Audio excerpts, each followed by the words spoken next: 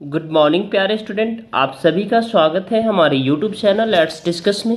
प्यारे स्टूडेंट, जैसा कि स्क्रीन पर देख रहे हैं, आज हम पढ़ने और समझने वाले क्लास 10th का विषय हमारा हिंदी ही रहने वाला है। और यह असेसमेंट वर्कशीट नंबर 3 है, जो कि 21 अगस्त 2021 के लिए है। तो डियर स्टूडेंट, इस वर्कशीट को सबसे पहले आप खुद से ही सॉल्व करें। अगर आपको सॉल्व करने में प्रॉब्लम आ रही फिर भी आप सॉल्व करें, ठीक है। उसके बाद आंसर यहाँ से आप मैच करें, ठीक है। अगर आपको ये वर्कशीट अच्छा लगता है डियर स्टूडेंट, तो इस वर्कशीट को ज़रूर लाइक करें, अपने फ्रेंड्स के साथ शेयर करें, अपने टीचर्स के साथ शेयर करें, क्योंकि आपकी सपोर्ट की बहुत ज़्यादा ज़रूरत है मुझे, ठीक है। तो चलिए स्टार्ट करते हैं। निम्नलिखित गद्यांशों को पढ़कर नीचे पूछे गए प्रश्नों के सही विकल्प के सम्मुख बने गोले को पेंसिल या पेन से भरना है, यानी सही ऑप्शन को सिलेक्ट करना है, राइट। तो हमारा देश जो विविधता से भरा हुआ है, हमारा देश विविधता से भरा हुआ है। क्यों? क्योंकि यहाँ न सिर्फ संस्कृति परंपरा में विविधता है, बल्कि यहाँ का मौसम भी विविधता से भरा हुआ है। यानी कि यहाँ कई जाति के लोग रहते हैं, कई धर्म के लोग रहते हैं, उसकी वेशभूषाएं अलग होती है, उसकी लैंग्वेज भी अलग है, ठीक है। लेकिन ये विविधताओं में भी एकता का हमारा देश एक जो पेश आ रहा है नया, हमारे देश में जो विविधता का एक मिसाल है, ठीक है। बल्कि यहाँ का मौसम भी विविधताओं से भरा हुआ। लोगों ने अपने काम और मौसम के मिजाज के हिसाब से साल में 6 ऋतुओं में बांट रहा है। 6 ऋतु, जैसे कि ग्रीष्म, वर्षा, शरद, हेमंत, शिशिर, बसंत, ये 6 ऋतुएं हैं जिसमें लोगों ने इसे बांटा है अपने हिसाब से मौसम के अनुसार।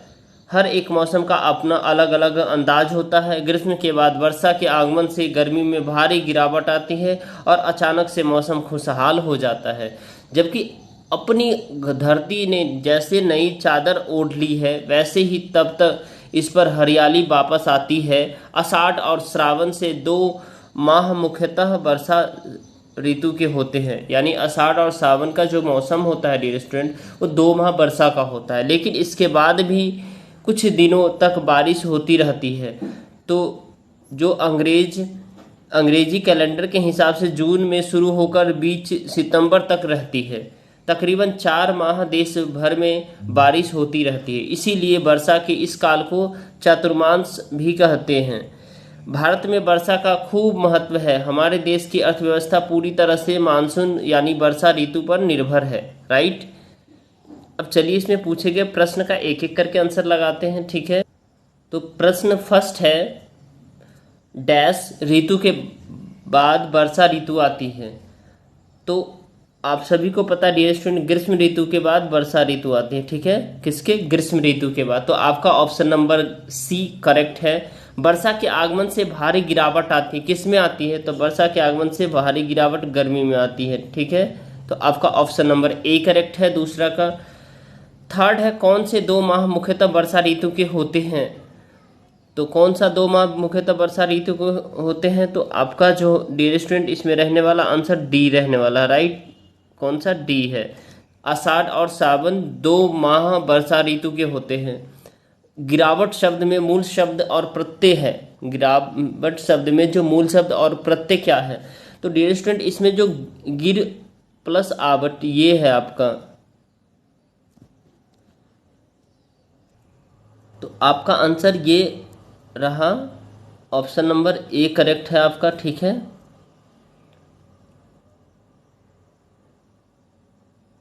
गिर प्लस आवट, यानी गिर जो है ना इसमें मूल शब्द है और आवट जो है ना प्रत्यय है, ठीक है। आगमन शब्द का विलोम शब्द, आगमन शब्द का विलोम तक प्रागमन, निर्गमन, प्रस्थान, गमन। डियर स्टूडेंट इसमें सभी है आंसर, ठीक है। ऐसा होता है जब इस तरह का ऑप्शन आपको मिल जाता है तो ये सारे आंसर जो है ना या तो 1 नंबर दे देते हैं या फिर टीचर काट लेते हैं 1 नंबर, ये डिपेंड करता है टीचर के ऊपर। तो आगमन का शब्द का विलोम शब्द प्रागमन भी होता है, निर्गमन भी होता है, गमन भी होता है, प्रस्थान भी होता है, ठीक है। तो इसका आंसर हम बी के साथ जा रहे हैं फिलहाल। जो भी चाहे ए लगा लीजिए, बी लगाएंगे, सी लगाएंगे, सारा करेक्ट हो जाएगा, राइट। तो आपका ये टीचर के ऊपर डिपेंड करता है, वो 1 मार्क्स दे दे या काट ले आपको, ठीक है। तो आगमन शब्द का विलोम शब्द 4 ऑप्शन है, चारों सही है, 1 होना चाहिए। अब हम नेक्स्ट क्वेश्चन की ओर बढ़ेंगे। तो आपका पहला का सी हो गया, दूसरा का ए हो गया, और तीसरा का आपका डी हो गया, चौथा का आपका ए हो गया, और पांचवा का आपका बी हो गया, राइट। अब 6 की ओर बढ़ेंगे।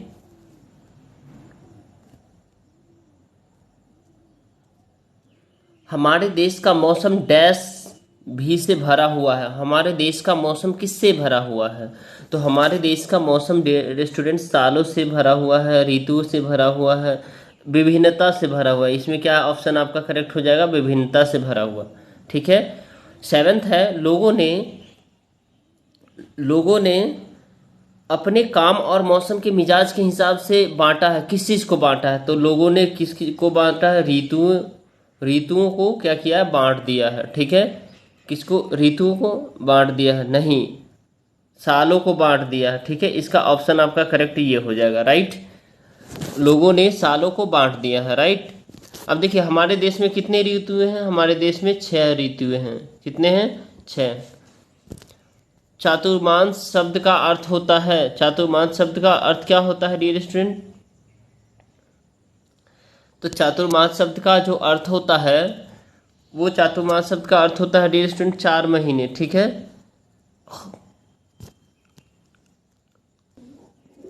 चातुर्मास शब्द का अर्थ होता है 4 महीने, राइट। अब हमारे देश की अर्थव्यवस्था पूरी तरह से किस पर निर्भर है? तो हमारी देश की जो अर्थव्यवस्था है मानसून पर निर्भर है। किस पर निर्भर है? मानसून पर।